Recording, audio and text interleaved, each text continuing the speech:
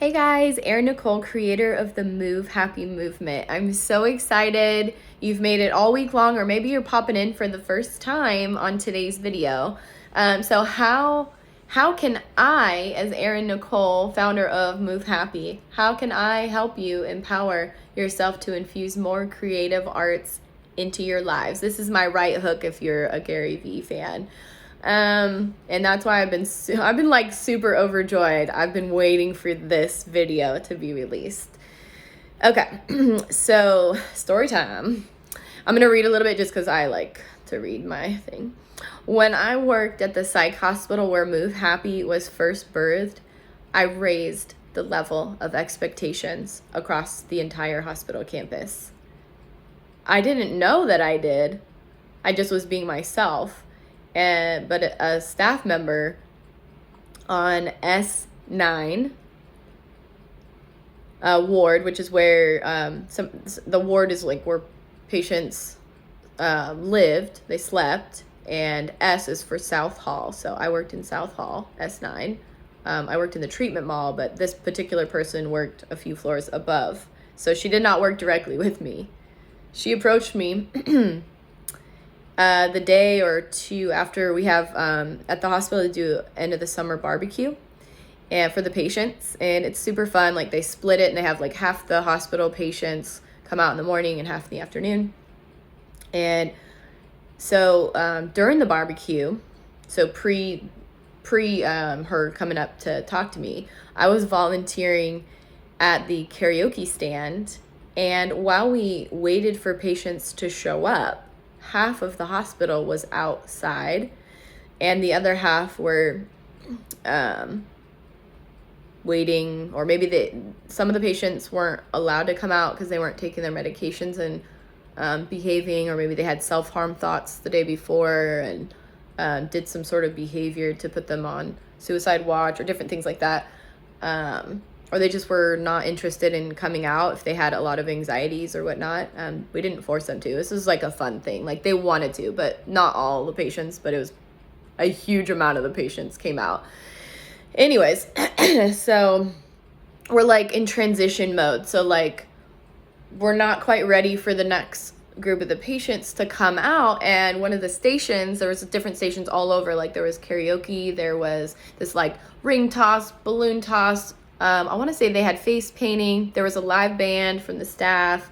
Like this was fun. There was probably like 12 or 15 different things. They had like a snow cone thing. Like we're talking super fun.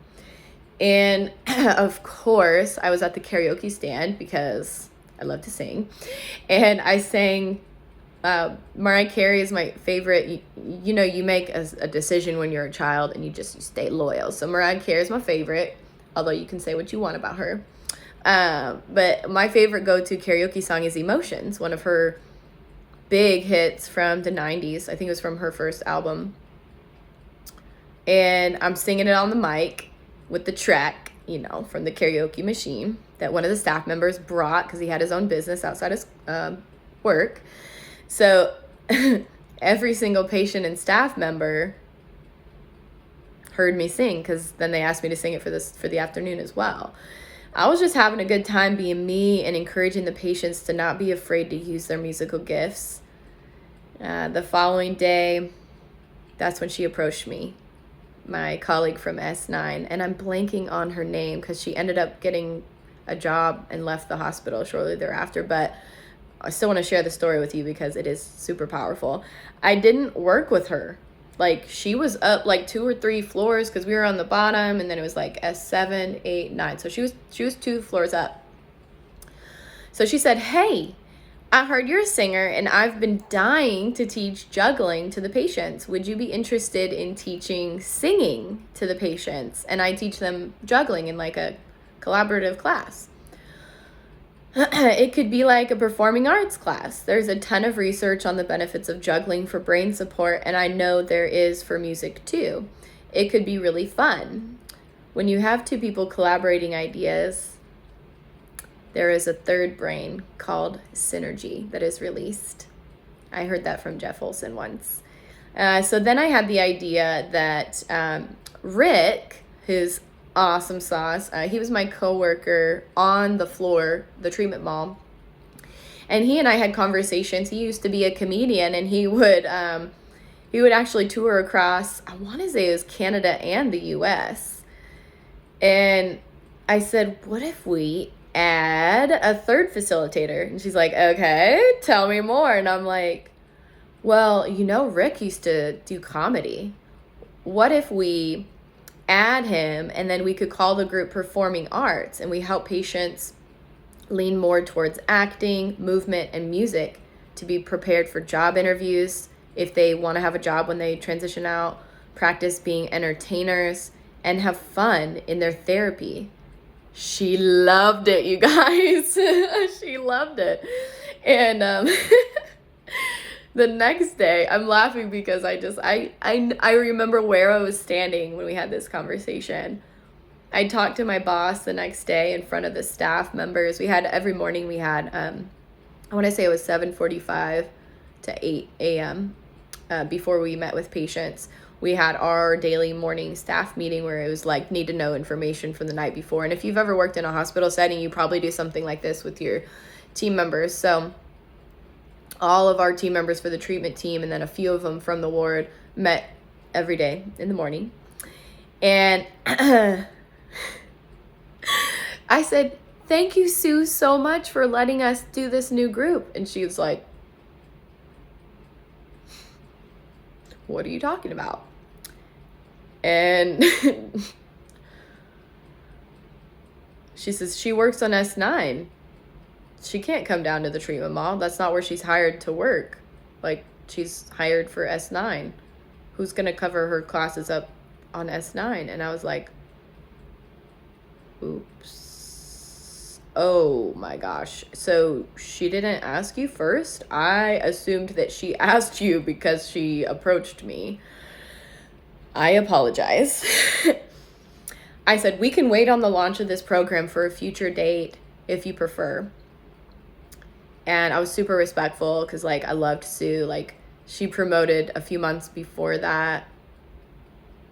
I'm blanking on the timeline, but it was like a few weeks after my dad died.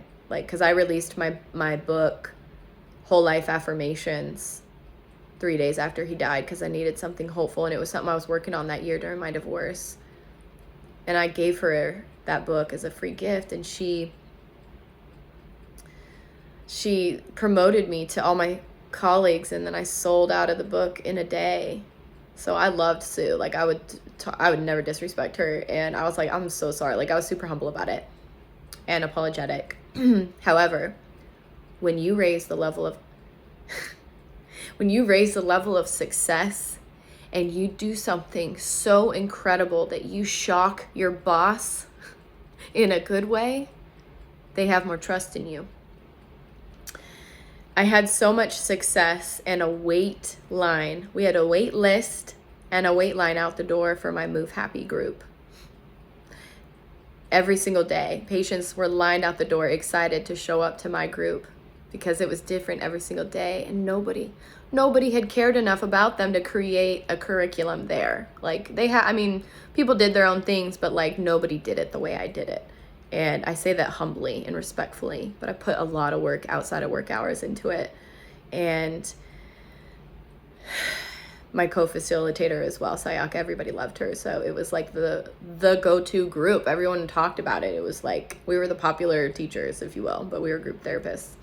So anyways, I had already proven myself with my Move Happy group. So this is my next group. She already knew that the patients were interested in the first one, and she wanted it for them. So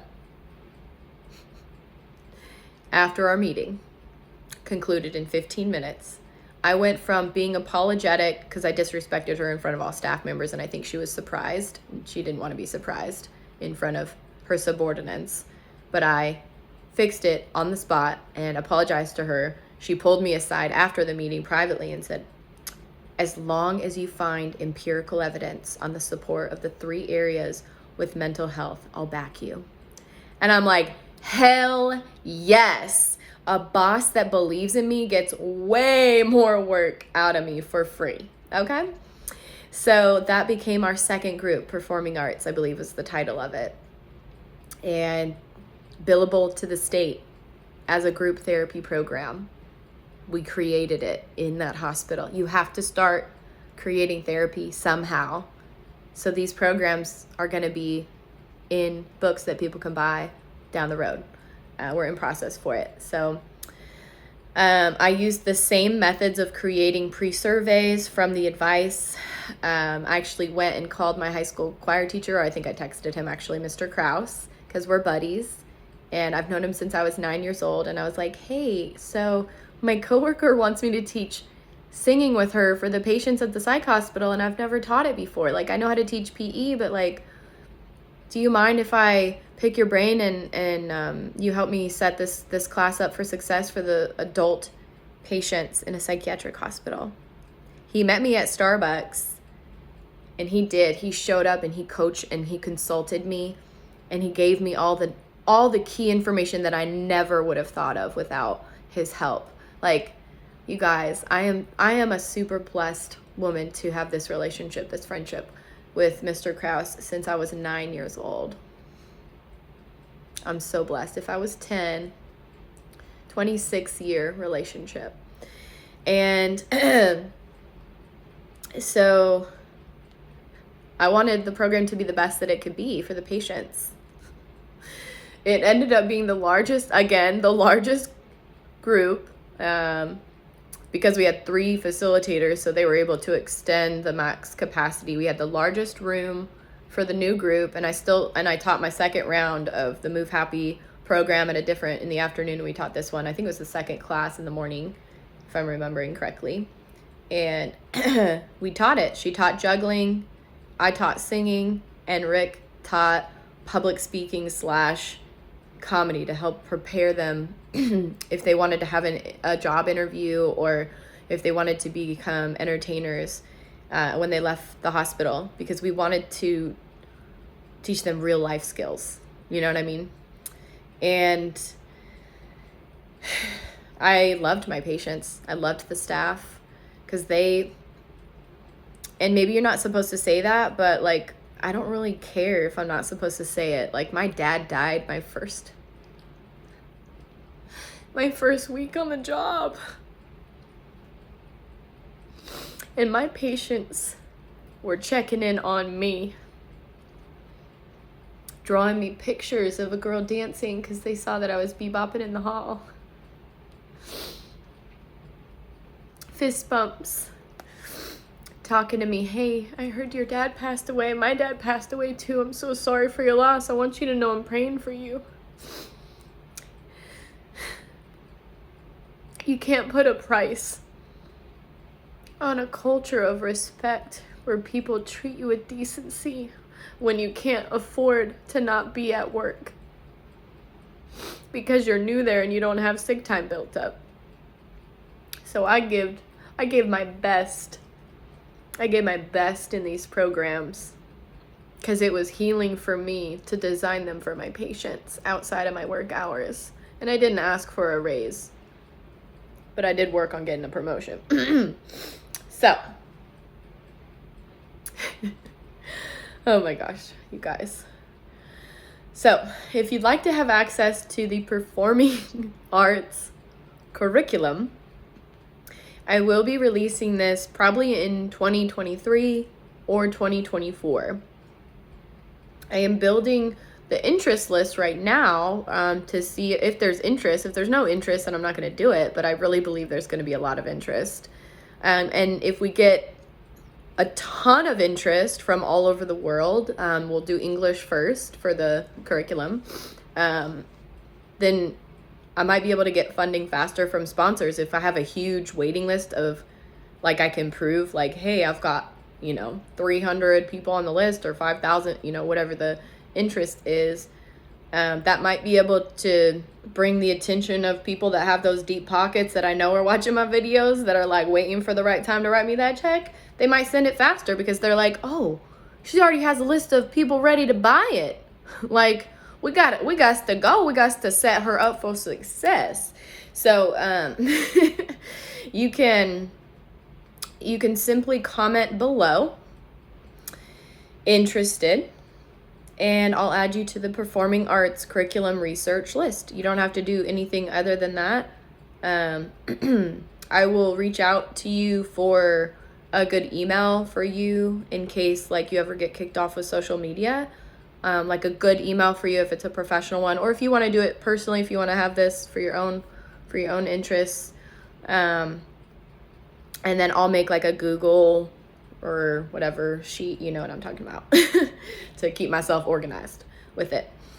So if you are a university and you're interested in helping us with the white paper research on this and getting your school listed as the selected school we partner with, you can comment white paper research interest and include what your school is, where it's located, the name of the school. If you want to tag them in it to bring awareness to the school, that's cool too. And we'll probably have one main university, excuse me, that we collaborate with. I believe with the research experience that I had at graduate school, multiple regions, like corners of the United States would be great. And like probably Texas too, because everything's big in Texas. And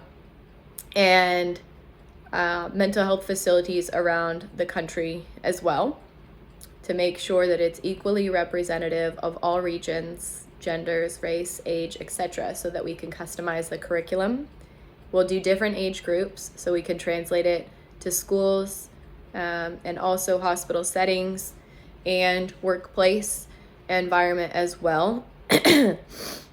And so it'll probably be multiple page white papers. I'm okay with that.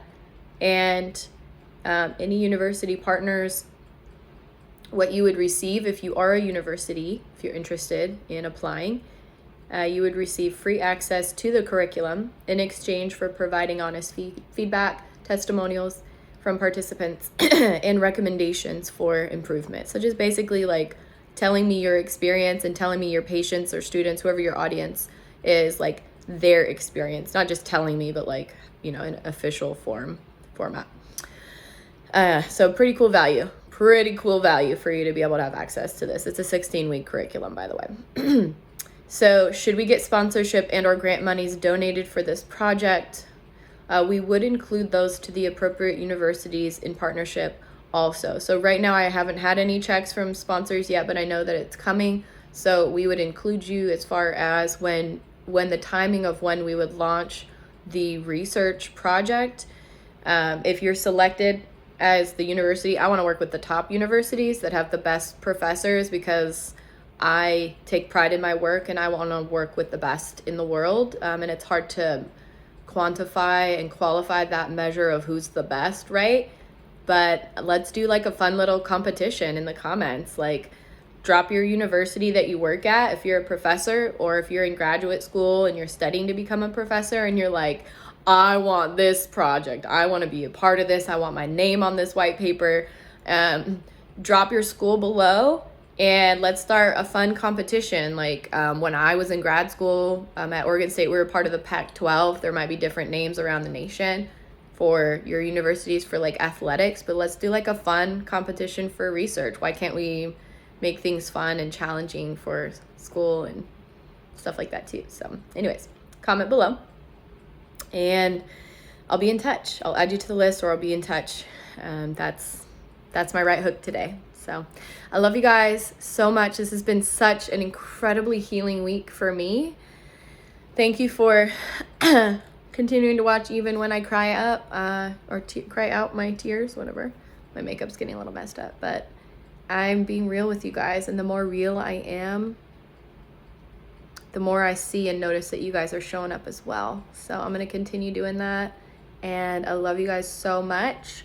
I will be posting later today what next week's topic survey is on LinkedIn. So if you're watching this, please make sure to go to LinkedIn on my professional or business page, Move Happy, or Erin Nicole, CEO and founder of Erin Nicole Media, Erin Nicole Ministries, my nonprofit for veterans and first responders, and Move Happy. I love you guys so much. Don't forget to tell someone you love them today, and I'll see you next week.